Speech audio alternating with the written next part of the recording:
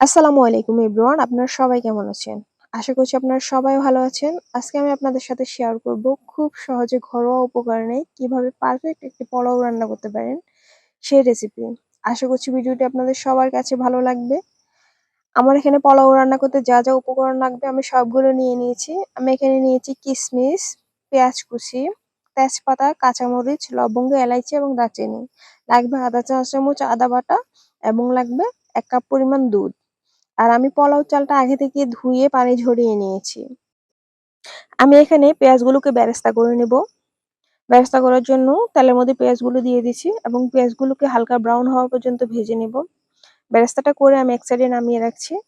আমি এখানে দিয়ে দিচ্ছি ১ কাপ পরিমাণ তেল। এখানে আমার ১ কেজি পরিমাণ পোলাও চাল আছে। আমি সেই হিসেবে ১ কাপ তেল দিয়ে নিয়েছি।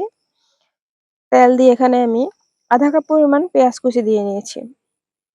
পেঁয়াজ কুচিটা আমার ভালোভাবে ভাজা হয়ে গেলে আমি এখানে দিয়ে দেব গরম মসলা।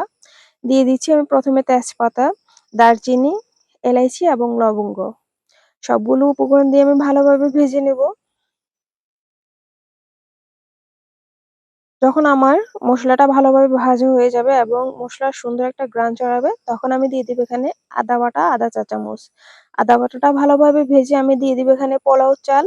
পোলাও চালটা আমার এখানে ভালোভাবে ভেজে নিতে হবে। যদি আমি ঝরঝরে পোলাও করতে চাই তাহলে এখানে আমি চুলাটা মিডিয়াম আঁচে রেখে পোলাও চালটা ভালোভাবে ভেজে নেব। তাহলে আমার একদম ঝরঝরা পারফেক্ট একটি পোলাও হবে। আর এখানে আমি দিয়ে দিব স্বাদ মতো লবণ। লবণটা আপনাদের প্রয়োজন মতো দিয়ে নেবেন। আমি চালগুলোকে একবারে ভালোভাবে ভেজে নেব। যখন দেখবো আমার চালটা ভালোভাবে ভাজা হয়ে গেছে, তখন আমি এখানে দিয়ে দেব ফুটন্ত গরম পানি। এখানে ঠান্ডা পানি দেওয়া যাবে না, তাহলে পোলাওটা আপনার ঝরঝরা হবে না। আমি গরম পানি দিয়ে আমি এখানে ঢেকে দিব কিছুক্ষণের জন্য। যখন আমার বলক এসে যাবে, তখন আমি ঢাকনাটা খুলে এখানে দিয়ে দিব ১ কাপ পরিমাণ লিকুইড মিল্ক। আর দিয়ে দিব এখানে ৫-৭ টা কাঁচামরিচ। দিয়ে দিব এখানে কিশমিশ। কিশমিশটা অপশনাল, আপনাদের ইচ্ছা দিলেও দিতে পারেন, না দিলেও নিতে পারেন। আর আমি এখানে দিয়ে দিচ্ছি সামান্য একটু চিনি।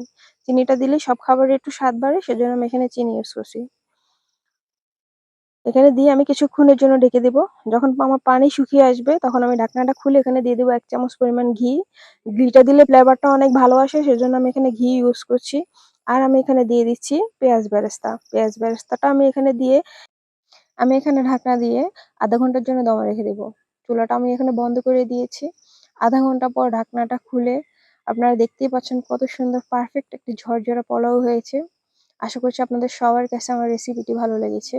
ভিডিওটি কেমন হয়েছে অবশ্যই আমাকে জানাবেন। যদি আমার ভিডিওটি ভালো লাগে তাহলে অবশ্যই লাইক, কমেন্ট, শেয়ার করে দিবেন।